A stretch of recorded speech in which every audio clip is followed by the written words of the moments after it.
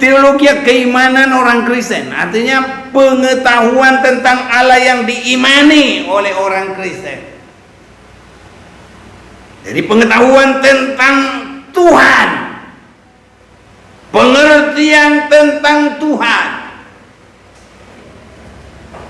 Bagian dari Allah itu sudah ada 3. Satu, Allah sendiri, kedua Roh Allah, dan ketiga adalah firman Allah. Apakah kita akan berkata di sini Allah 3? Ya tidak. Allah 1.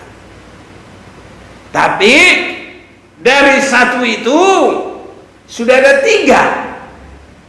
Ada Allah, ada Rohnya, ada firman.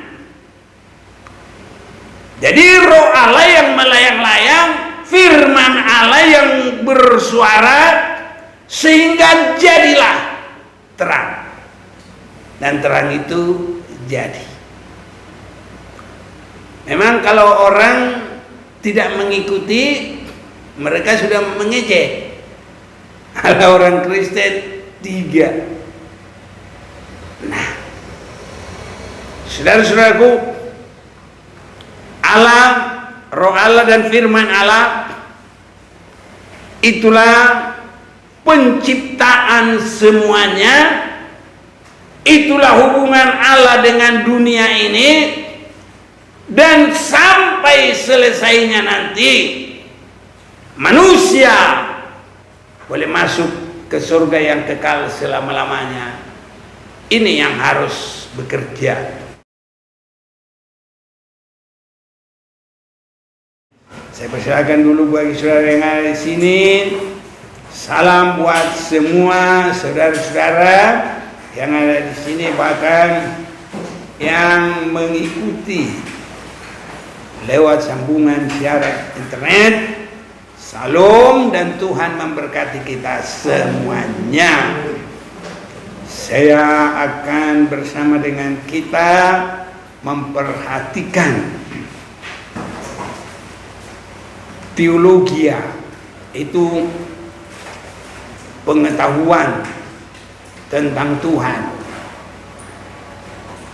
yang diimani umat Kristen. Sudah barang tentu kita untuk saat ini tidak lagi dengan katanya-katanya. Kita sudah mendapat kelengkapan firman Tuhan dari Kejadian sampai kitab Wahyu 66 buku, dan di dalam Wahyu pasal yang ke-22 sebagai pasal yang terakhir, tidak boleh ditambah lagi, tidak boleh dikurang. Harus itu yang pas, dan itu sudah cukup memberi pengertian bagi kita. Dan itu sudah menceritakan semua, dari mulai adanya penciptaan bumi, bahkan keadaan di surga, bagaimana malaikat yang memerangi Lucifer, Mikael memerangi Lucifer, dan untuk menjatuhkan dia dari tempat asalnya, dari kedudukannya. Tadinya dia juga adalah pelayan yang melayani Tuhan, memuji Tuhan. Jadi semua Alkitab kita ini lengkap memberitahukan bagaimana awal mulanya Lucifer, dosa yang pertama sekali, sampai dalam penciptaan langit dan bumi, dan selanjutnya perjalanan bangsa-bangsa, dan bagaimana Tuhan memilih orang-orang yang berkenan kepadanya, memberkati Henokh sebagai yang nyata-nyata sekali, memberkati Nuh, memberkati Abram, memberkati Ishak, Yakub, dan anak-anaknya yang menjadi bangsa Israel, memberkati Raja Daud, dan selanjutnya Yesus datang ke dunia. Terjadi juga penolakan bangsa Israel yang akhirnya kita semua di luar Israel boleh menerima keselamatan dan nanti akan masuk dalam akhir yang sekali. Semua terjadi dalam Alkitab. Dan kalau kita memberi hati membaca, maka kita akan diberi pengertian, sehingga benar-benar kita boleh mengerti rahmat kemurahan Tuhan, pemeliharaan Tuhan, bahkan sampai persiapan memasuki hidup yang kekal. Saudara-saudaraku, saya akan membawa kita dalam pengertian Tuhan, ya, Allah. Banyak sekali pengejek-pengejek tentang kebenaran firman Tuhan ini. Memang iblis ingin selalu membelokkan, menambah, mengurang supaya manusia tersesat. Manusia berkata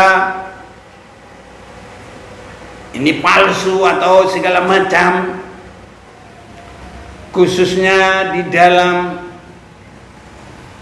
Allah, dalam keesaannya. Ada sebutan dalam kekristenan Allah Tritunggal. Nah, ini kata ini memang tertulis tidak ada, tapi di dalam prakteknya kita harus mengerti ini benar-benar ada. Dan disinilah pokok semua kejadian dalam Perjanjian Lama, yaitu mulai jatuhnya iblis sampai penciptaan langit bumi, sampai nanti umat-umat Tuhan masuk kerajaan 1000 tahun dan selanjutnya masuk ke Yerusalem baru. Saya mau mengajak kita membaca teologi keimanan orang Kristen, artinya pengetahuan tentang Allah yang diimani oleh orang Kristen. Jadi pengetahuan tentang Tuhan, pengertian tentang Tuhan. Siapa yang akan membaca, siapa yang akan memperhatikan, bahkan siapa nanti yang akan mengikuti dari ulangan YouTube, biar mengerti dan biar semua diberkati Tuhan. Kejadian pasal yang pertama, ayat yang pertama sampai dengan 3. Pada mulanya Allah menciptakan langit dan bumi. Saudara-saudaraku, di sini teologi kita atau pengertian kita tentang Tuhan ini, Tuhan itu Hanya baru kita bisa melihat Allah. Ayat 2, bumi belum berbentuk dan kosong, gelap gulita membentuk.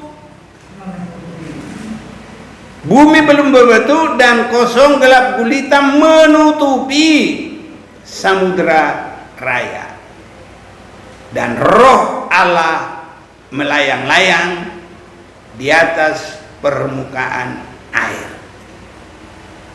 Sekarang kita melihat tidak disebut lagi hanya Allah, tapi juga sudah ada roh Allah.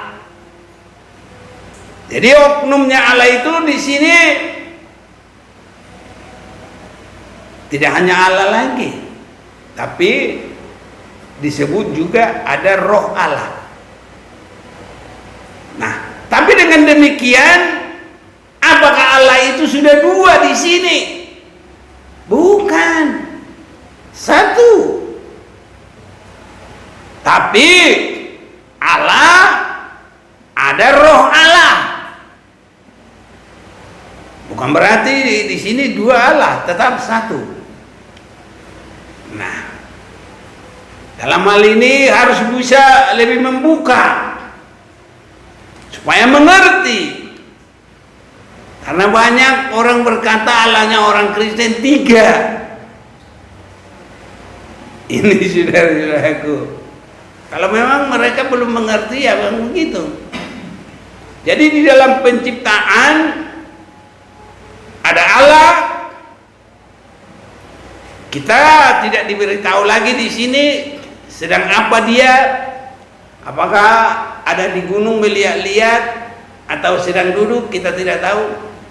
Tapi rohnya itu sedang disebut melayang-layang di atas permukaan air.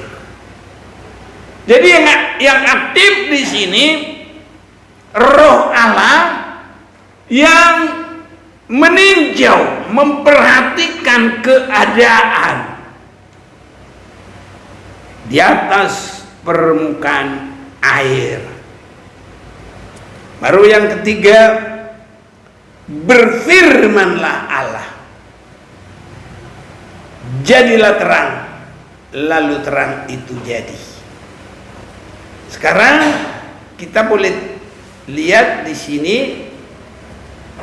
bagian dari Allah itu sudah ada 3. Satu Allah sendiri, kedua roh Allah, dan ketiga adalah firman Allah. Apakah kita akan berkata di sini Allah 3? Ya tidak. Allah 1. Tapi dari 1 itu sudah ada 3. Ada Allah, ada rohnya, ada firman. Jadi roh Allah yang melayang-layang, firman Allah yang bersuara, sehingga jadilah terang. Dan terang itu jadi. Memang kalau orang tidak mengikuti, mereka sudah mengejek. Ada orang Kristen 3. Nah, saudara-saudaraku, Allah, roh Allah dan firman Allah, itulah penciptaan semuanya. Itulah hubungan Allah dengan dunia ini. Dan sampai selesainya nanti manusia boleh masuk ke surga yang kekal selama-lamanya. Ini yang harus bekerja. Allah, roh Allah, dan firman Allah. Dan kalau disebut dalam penciptaan manusia, saya mau ajak kita melihat Kejadian 1 ayat 26. Berfirmanlah Allah, baiklah kita menjadikan manusia menurut gambar dan rupa kita. Ini saudara-saudaraku, baiklah kita. Siapa teman Allah? Kau dia berkata, baiklah kita. Kalau kita itu bukan satu, paling sedikit 2, 3 bisa. Nah, jadi berfirmanlah Allah, baiklah kita. Ini sekarang kalau di ruangan ini, kalau cuma saya, baiklah saya berbicara. Nah, benar. Tapi kalau saya bilang, baiklah kita berbicara, ya bergantian.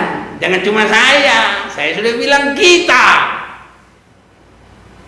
Karena saya dengan kita beda. Saya sendiri, kita minimal 2. Nah, jadi kalau kita lihat dari awal tadi, Allah, Roh Allah, dan lebih meluas lagi firman Allah. Ini saudara-saudaraku, dan inilah terus nanti akan bekerja. Allah itu selalu dominan dari penciptaan ini sampai kepada Abraham mempersembahkan Ishak di Gunung Moria. Nah, di situ selalu kita lihat Allah. Ya, nanti memang ada Roh Allah juga ada, tapi yang paling lebih dominan kita perhatikan adalah Allah. Dan nanti sesudah itu ada perkembangan lagi, sehingga orang Kristen di dalam keimanannya ada zamannya Bapa. Nanti dalam perkembangannya firman itu menjadi manusia lewat diterima oleh Maria, dikerjakan oleh Roh Kudus, dia melahirkan, namanya Yesus. Jadi baru nanti ada zaman anak, dan itu kita boleh lebih melihat karena di situ nanti sudah ada perubahan ibadah yang semua harus ditandai dengan korban persembahan, korban-korban. Tapi masih dalam korban binatang-binatang. Jadi waktu Abraham juga mempersembahkan bukan motong Ishak. Dia mau, tapi tidak jadi. Gantinya apa? Domba yang tersangkut di ranting-ranting pohon. Nah, jadi memang ini Allah sediakan. Domba untuk bisa diam di ranting-ranting itu sebenarnya mustahil. Tapi karena Allah sudah sediakan, dan sebagai awal dari ada zaman dalam mempersembahkan korban, dan ini nanti ditutup dengan korbannya Yesus di Juljuta.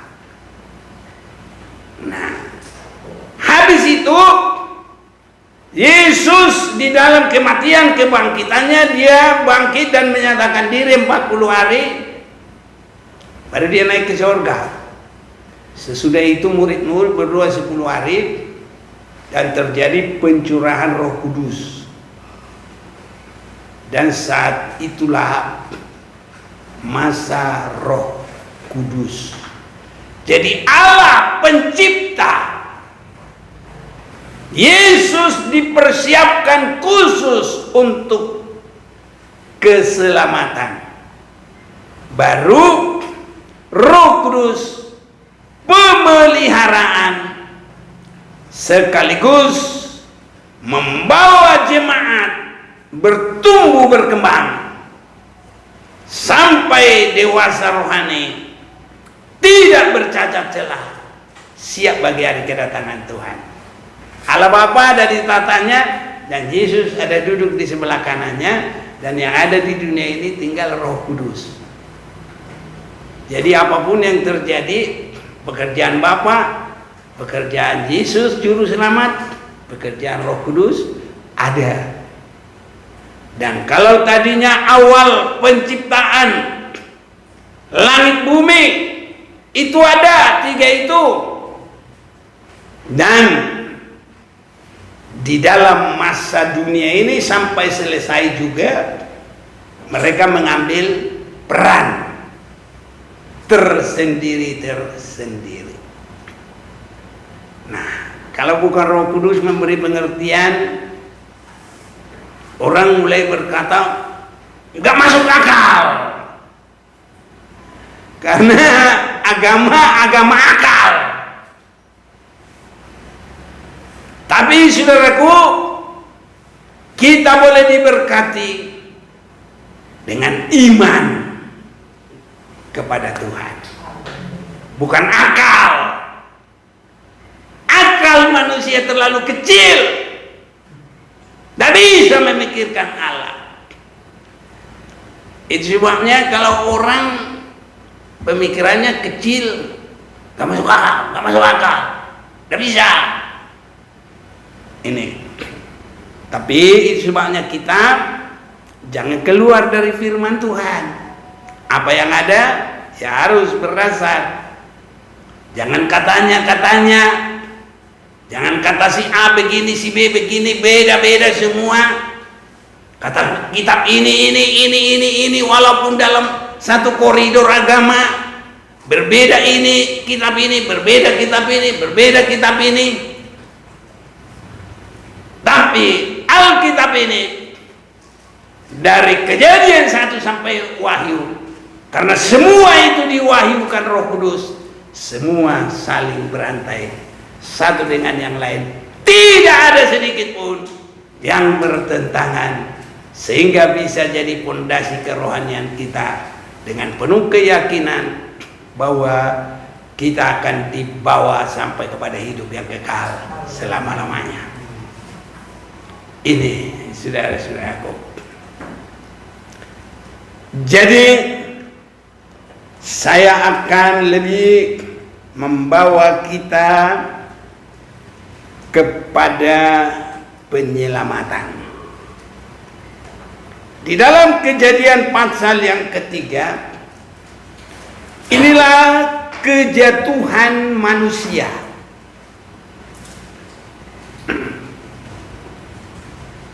Kejatuhan manusia.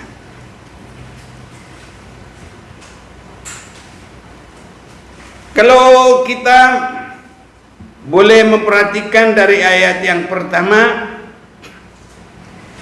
itu bagaimana ular yang paling cerdik dan binatang yang paling cantik pada saat itu menggoda Hawa untuk melanggar apa yang dikatakan Allah. Jangan kamu makan tentang pengetahuan yang baik dan yang jahat. Tapi ular itu mulai membawa kemana-mana, sehingga rayuan-rayuan itu ya begitulah, sama dengan tukang jual obat Kalau dia langsung obatku ini bagus, harganya segini, nggak laku.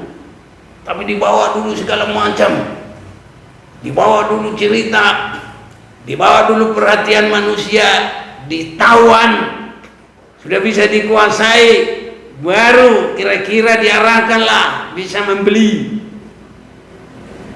Nah, setan mungkin lebih pintar dari itu. Tergodalah Hawa dan dia melanggar. Dialirkan juga kepada suaminya, dia juga mau. Dan manusia itu jatuh. Di sini dalam perjanjian lama masih sampai 4.000 tahun kemudian baru nubuatan tergenapi. Apa nubuatan tentang keselamatan? Kejadian pasal 3 saya akan baca bagi kita.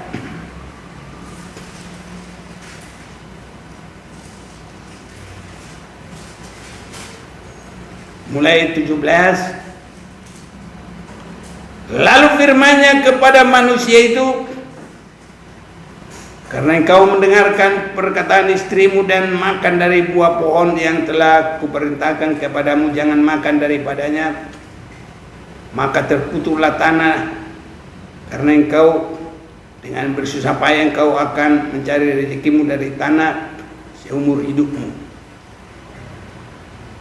Semak duri dan rumput duri yang akan menghasilkan bagimu, dan tumbuh-tumbuhan di padang akan menjadi makananmu. Ini penghukuman terhadap manusia. Sekarang kita mau perhatikan penghukuman terhadap ular. Jadi mereka sama-sama terhukum, manusia, ular ataupun yang masuk kepada iblis. 15.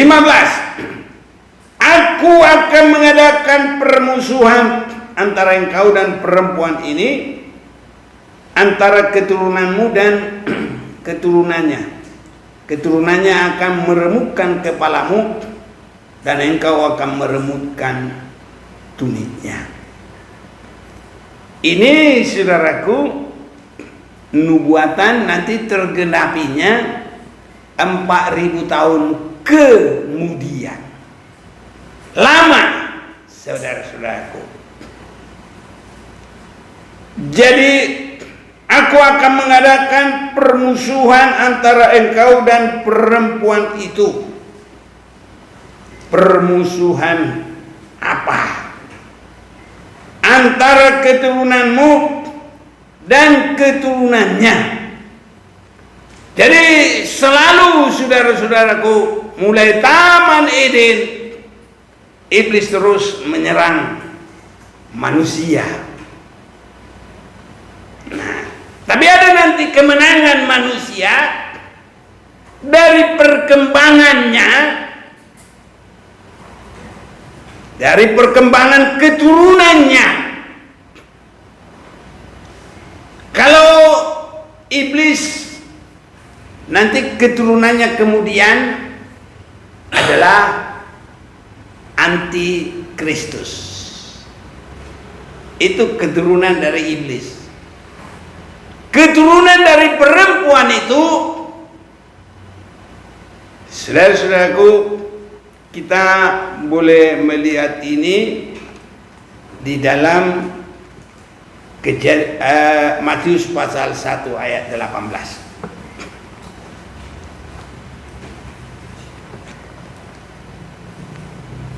Matius pasal yang pertama ayat 18. Kelahiran Yesus Kristus adalah seperti berikut. Pada waktu Maria ibunya bertunangan dengan Yusuf, ternyata ia mengandung dari Roh Kudus sebelum mereka hidup sebagai suami istri. Jadi keturunan dari Hawa yaitu Maria, perempuan melahirkan Yesus Kristus. Itu sebabnya keimanan orang Kristen, Yesus Kristuslah yang mengalahkan iblis. Satu-satunya, tidak ada. Iblis kejatuhannya adalah menyombongkan diri, menyamakan diri dengan yang maha kuasa. Yesus mengalahkan dia, tidak perang tenaga, tidak perang kuasa, walaupun Yesus maha kuasa. Tapi dia tidak menganggap kesetaraannya dengan Allah, tidak menganggap kealahannya, melainkan dia merendahkan diri. Lawan dari iblis menyombongkan diri. Yesus turun menjadi manusia, bahkan mati tersalib. Dan inilah yang disebut iblis itu memanggut tumitnya anaknya perempuan. Tapi anaknya perempuan itu akan menginjak kepala ular dan hancur. Ini saudaraku, itulah peristiwa kematian Yesus. Dia harus masuk ke dalam maut. Nah, ini yang tidak bisa diterima teologi lain. Tapi mengalahkan iblis enggak bisa, harus ini. Dan inilah keadilan Allah. Inilah keadilan Yesus.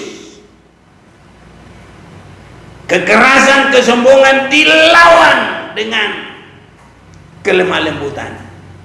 Tidak menganggap kesetaraannya dengan Allah. Mengambil rupa manusia. Bukan untuk dilayani, tapi untuk melayani. Masuk ke dalam maut.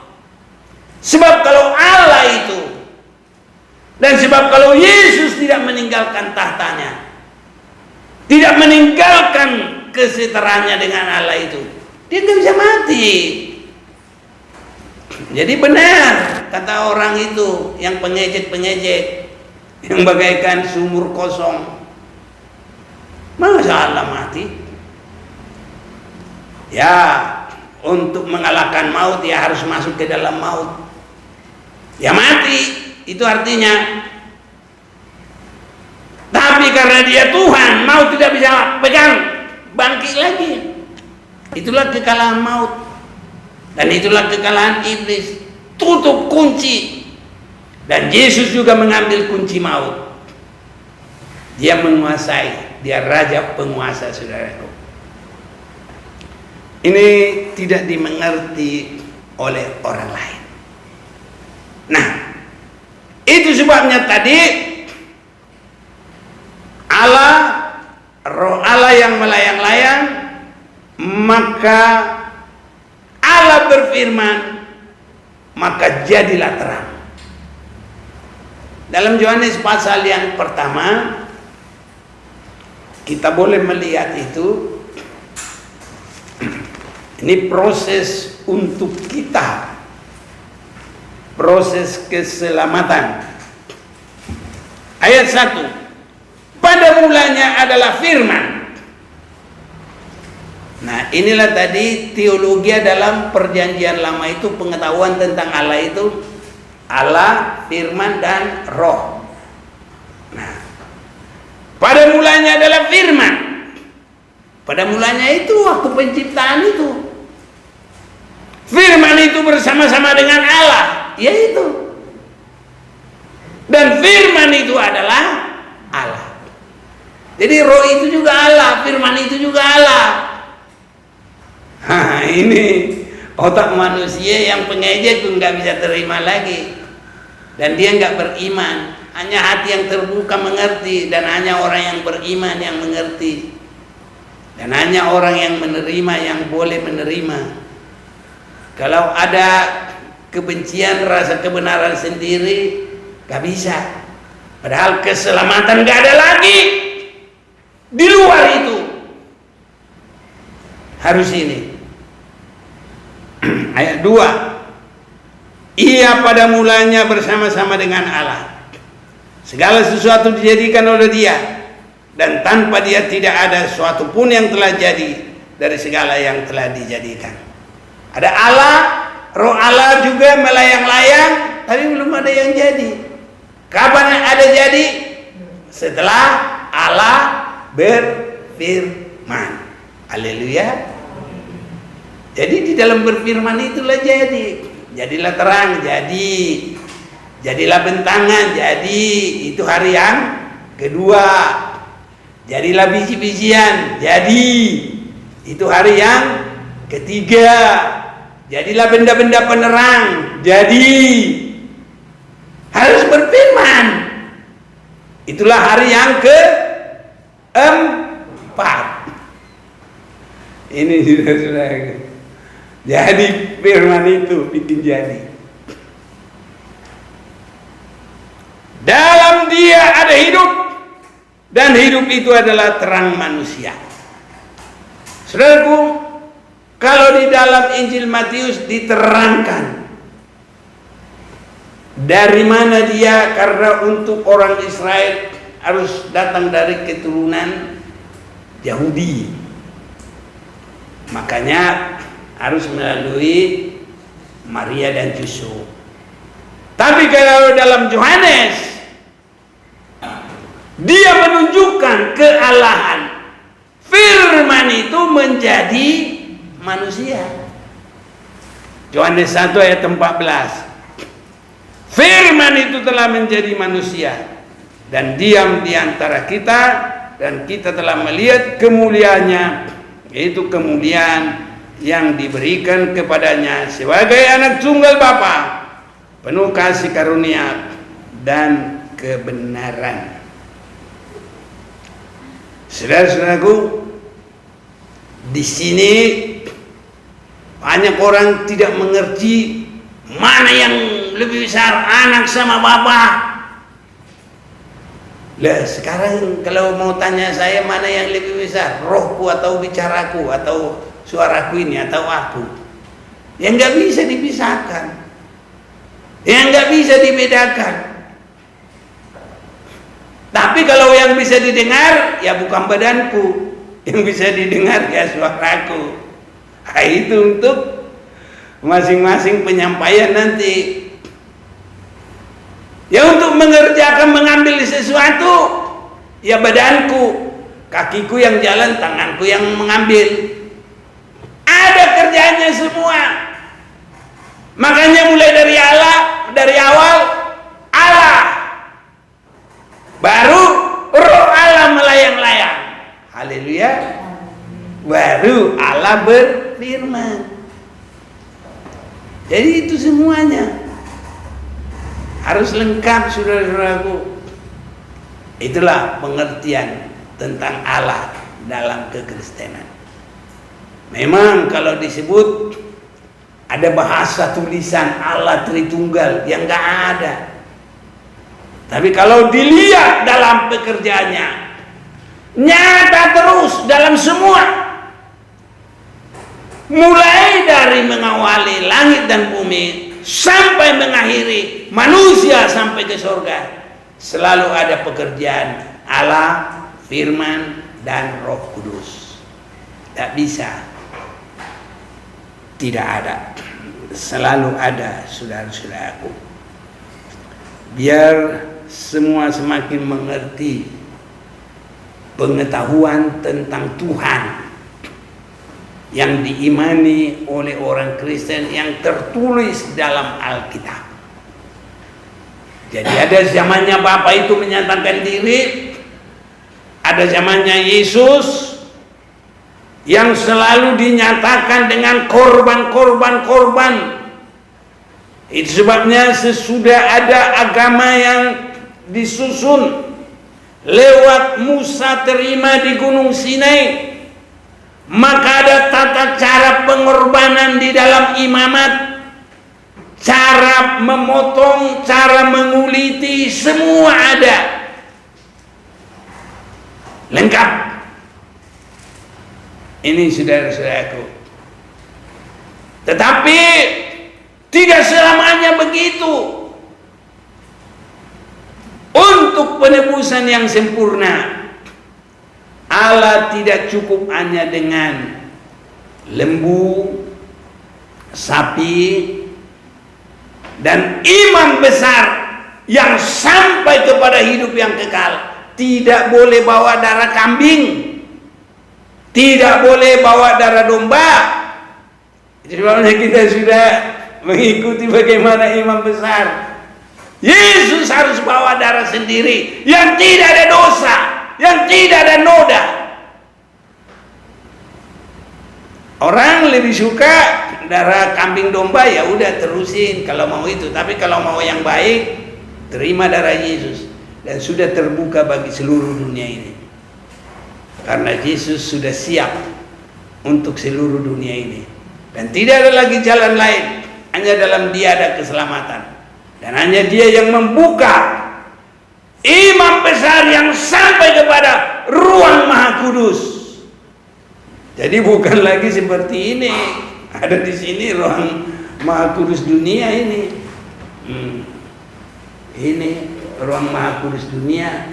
Tapi ruang Maha Kudus ini kalau sekarang adalah surga. Dan Yesus bukan masuk di sini lagi. Di sini imam-imam dunia. Dan di sini yang dibawa adalah darah kambing domba. Tapi kalau ke surga kotor nanti kalau darah kambing domba. Tapi Yesus membawa darahnya sendiri sebagai imam besar kita. Itu sebabnya saudaraku, kita sangat bersyukur Yesus disediakan untuk penebusan kita.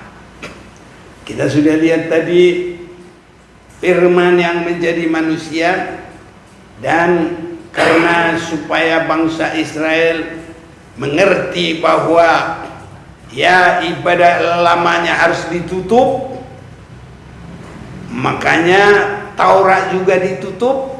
Kalau sudah sampai kepada Yesus, karena Taurat itu hanya penuntun, kalau sudah sampai kepada Yesus yang juru selamat itu, ya Taurat itu sudah berhenti sampai di situ. Tapi kita sudah sampai kepada keselamatan dalam Yesus Kristus, karena Taurat itu hanya penuntun. Jadi masanya juga sudah selesai. Tuntutan Taurat, cara makan, cara ibadah-ibadah duniawinya, termasuk sunat jasmani, sudah diganti dengan sunat penanggalan dosa. Jadi semua sudah berubah, dan yang dikehendaki oleh Bapa adalah rohani kita yang baik, sampai kehidupan kita nanti tidak ada cacat celah untuk bisa masuk dalam surga yang kekal selama-lamanya. Jadi untuk mengerjakan semua terjadi mulai zaman Bapa, zaman Anak yang ditandai oleh darah-darah, ditutup dengan korban Yesus dijual juta, dan setelah Yesus naik ke surga 10 hari murid berdoa, itu masa Roh Kudus sebagai penutup. Makanya ada pekerjaan Bapa, ada pekerjaan Anak, ada masa pekerjaan Roh Kudus. Saat ini Bapa ada di surga. Kalau kita baca Roma 8, boleh juga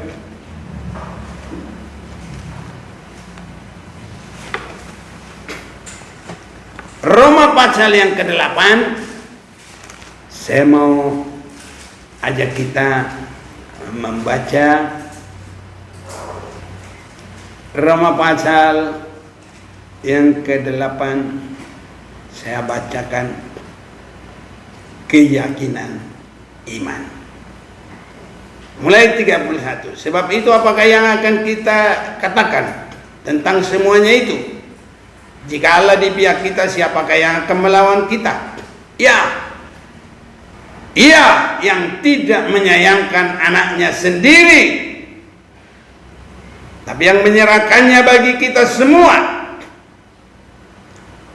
Tadi saya sudah singgung kalau untuk urusan penyelamatan itu, yaitu harus terjadi tadi. Ular itu memagut tumit, tapi anak manusia itu meremukkan kepala ular. Itu Yesus yang datang ke dunia dalam praktek kematian kebangkitan, dan itu mengalahkan iblis dan mengadakan penebusan dosa.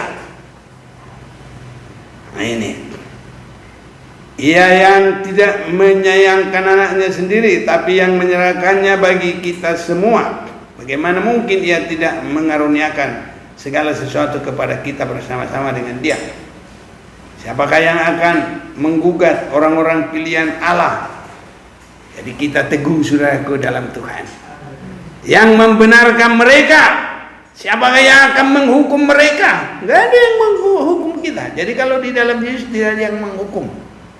Kristus Yesus yang telah mati, bahkan lebih lagi yang telah bangkit, yang juga duduk di sebelah kanan Allah, yang malah menjadi pembela bagi kita. Jadi Bapa di situ dan Yesus di situ. Sekarang yang ada di bumi apa? Roh Kudus. Makanya semua harus dipenuhi dengan Roh Kudus. Berdoa, saudaraku. Kalau hati kita belum mau meninggalkan dosa, menanggalkan semua, tidak bisa dipenuhi Roh Kudus. Tidak bisa. Kalau hati kita belum sungguh-sungguh, tidak bisa. Harus sampai kerinduan kita full, baru Roh Kudus bisa memenuhi kita.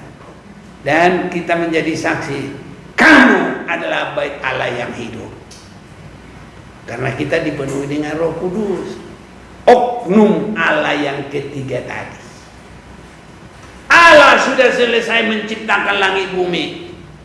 Nggak ada lagi nanti dia menciptakan, mana tahu nanti ya duplikatnya Amerika, nggak ada duplikatnya Australia, nggak ada duplikatnya Asia, nggak ada.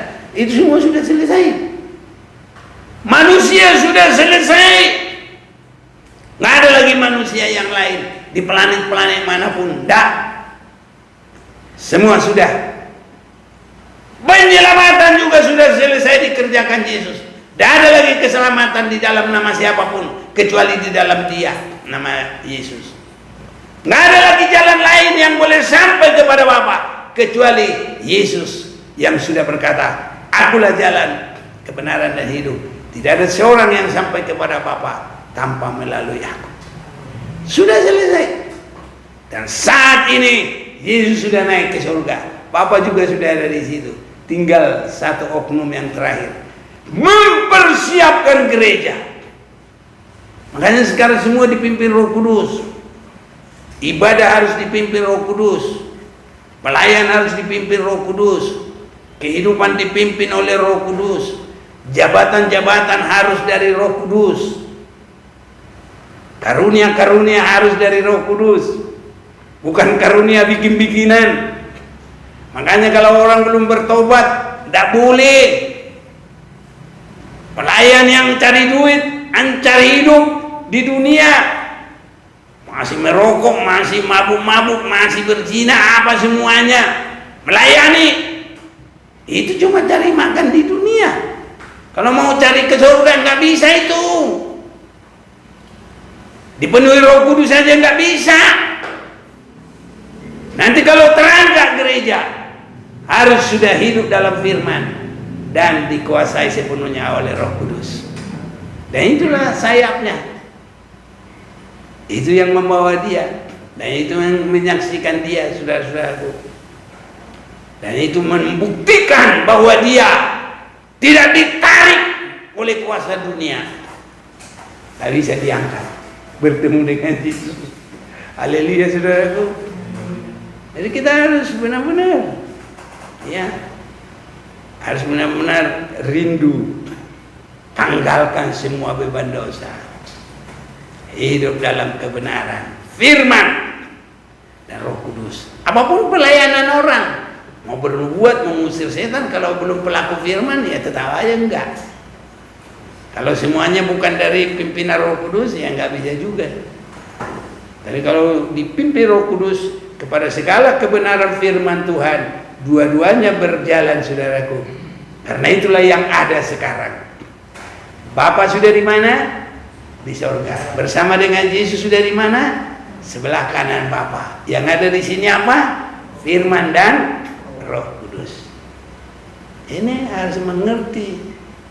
Inilah teologi keimanan orang Kristen. Teologi artinya pengetahuan tentang Allah yang diimani oleh orang Kristen. Semua nanti kegerakan rohani akan terjadi. Semoga nanti ini dibuka lagi supaya terjadi kegerakan di seluruh bumi ini, sehingga siapa-siapa yang akan diselamatkan terima dan masuk sebelum kepada penutupan yang paling akhir. Nggak ada lagi jalan lain. Inilah isi dan inti dari Alkitab. Saudara-saudaraku, kalau Yesus sudah menjadi pembela kita, maka tidak ada lagi yang memisahkan kita dari kasih Kristus. Penindasan, kesesakan, penganiayaan, kelaparan, ketelanjangan, bahaya atau pedang, nah, tidak ada yang memisahkan kita lagi. Ayat 37, tapi dalam semuanya itu kita lebih daripada orang-orang yang menang oleh Dia yang telah mengasihi kita. Yesus sudah rela mati untuk kita, saudara, oleh Dia. Ya.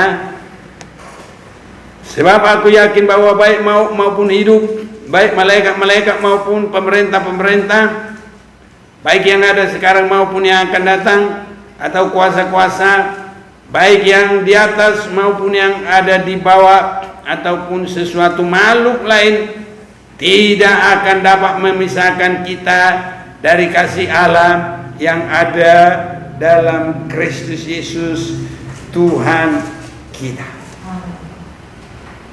Biar kita mau serahkan hati kita, Tuhan menyucikan, Tuhan memberkati kita, Tuhan menguatkan yang lemah, Tuhan menyembuhkan yang sakit, Tuhan menyelesaikan masalah kita. Ya, teguh, saudaraku. Allah sudah menyatakan begitu hebat, luar biasa. Mulai Allah menciptakan langit bumi segala isinya, Allah mengadakan penebusan dalam Yesus dan mengalahkan iblis. Roh Kudus mempersiapkan kita sampai kepada hidup yang kekal selama-lamanya. Dan dengan demikian Tuhan juga akan memberkati kita dalam segala hal. Tuhan sudah buka bagi kita kerajaan surga, dan yang lain juga mudah bagi Tuhan. Dan kalau kita mengasihi Tuhan yang tidak terpikirkan oleh manusia, itu juga Tuhan berbuat bagi kita. Kita mau tutup ini dengan 1 Korintus pasal yang kedua ini, mulai ayat 9. Tetapi seperti ada tertulis, apa yang tidak pernah dilihat oleh mata dan tidak pernah didengar oleh telinga dan yang tidak pernah timbul dalam hati manusia, semua yang disediakan Allah untuk mereka yang mengasihi Dia.